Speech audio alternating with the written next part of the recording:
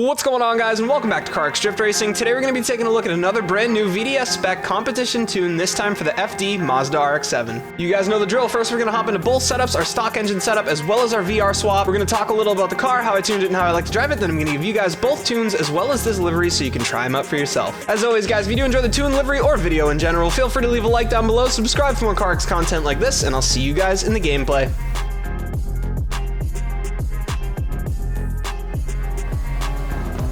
Alright guys, so to start us off, we're here in the stock engine setup. Now I think just like the 350Z, neither setup is better than the other. In the RX-7, I think I actually prefer the stock engine over the VR swap. I seem to get a little bit closer and hold a little bit more of an accurate angle with the stock setup, but there is one huge downfall. I can't stand listening to this blender make smoothies for more than about 2 minutes. Other than that, guys, the setup is completely legal for VDS and it rips. Let's check out the swap. Alright guys, so here we are in the swap. Now this car has way more horsepower, but it does come with a downside of its own. The VR adds a ton of weight, which changes a lot about how this car handles and I think makes for a really different driving experience. Based on the VDS specs, this weight change even caused our tires to change, all the way from a 265 to a 295. Like the 350Z, it surges way better with the swap, but I'm going to leave it up to you guys whether you think it's worth the sacrifice for control. Let's head over to the tunes.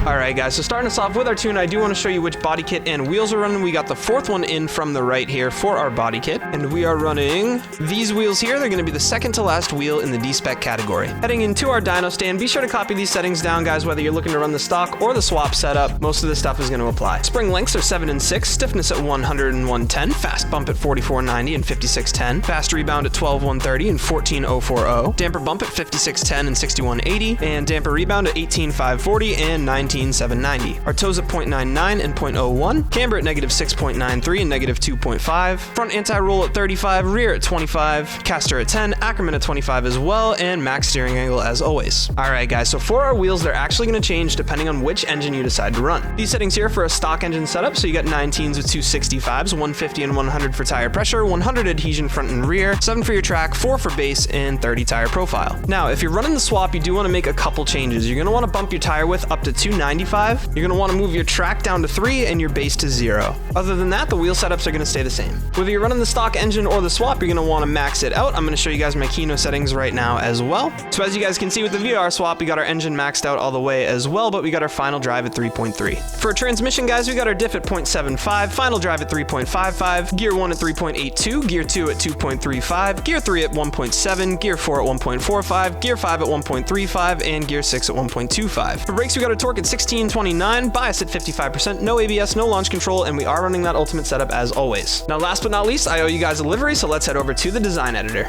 Alright guys, so starting off with a blank design. Now you guys are going to want to choose a base paint that you want to be the color on the top half of your livery. I chose a gloss yellow, but lots of different colors look good with this design, so get creative with it and let me know what you think up. Starting off for our base graphics, guys, we're going to throw down a nice wide, long rectangle, and we're going to want to draw a straight line from the end of our fender flare right to the end of our taillight without going too far into the spoiler. Just a straight line from the tip of your fender flare there to the bottom of your spoiler. We're going to make that black and we're going to move on to shape number 2. Now we're going to tuck this down in here. We're going to meet up at the same point, but if there is a little left over underneath, that's totally fine. We're going to use a round shape to fill that out. This is really just for the bottom of the side of the car. So that's all set. We're going to grab an oval here, rotate this, and we're actually going to use 2 of them just to fill out that remaining space in there. And there we go. Now I'm going to turn on symmetry because I haven't done that. So let me turn on symmetry for all my shapes.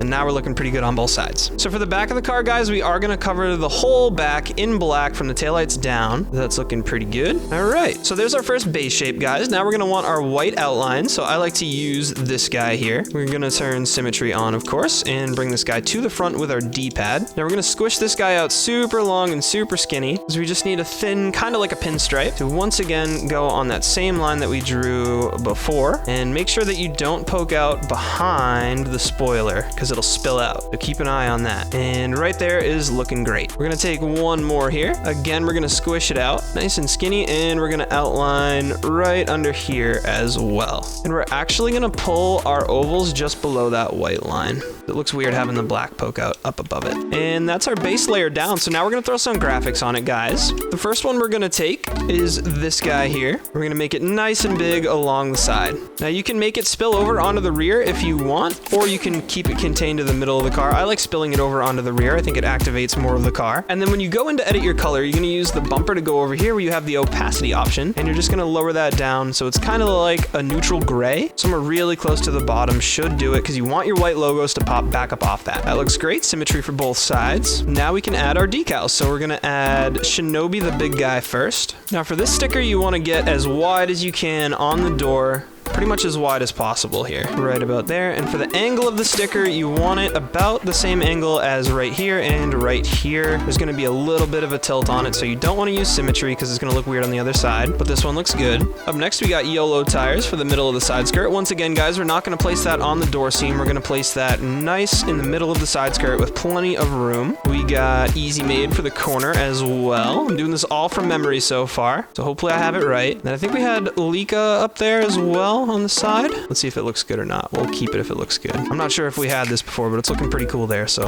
I think we're gonna leave it. And I think I had a second instance of Shinobi actually in the front there, so we're gonna use Drift Hunters instead. Looking good. We want to center Yolo though, make it a little smaller so it doesn't feel more important than the others. And that is looking great. Up next, I know we had this guy up back behind the gas tank, so we're gonna throw that there. Love using that sticker in corners. And then we also had our Fire Baby right underneath it, filling out that sort of line from spoiler to side marker. All right, guys, so that's side number one. I'm gonna time lapse the other side, and then we should be ready to wrap this one up.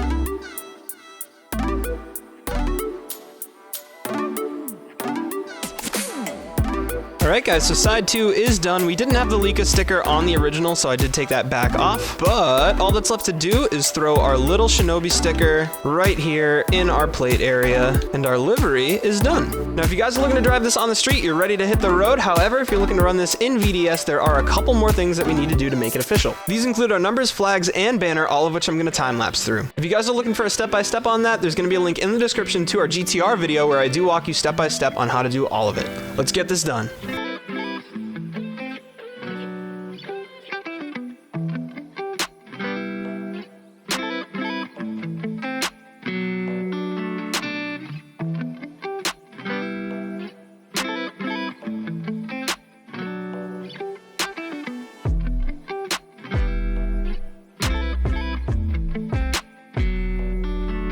And there we go, a complete livery ready to hit the track and compete in a VDS competition. As always, guys, if you do enjoy the tunes, livery, or video, feel free to leave a like down below, subscribe for more carx content just like this, and I'll see you guys in the next one. Peace.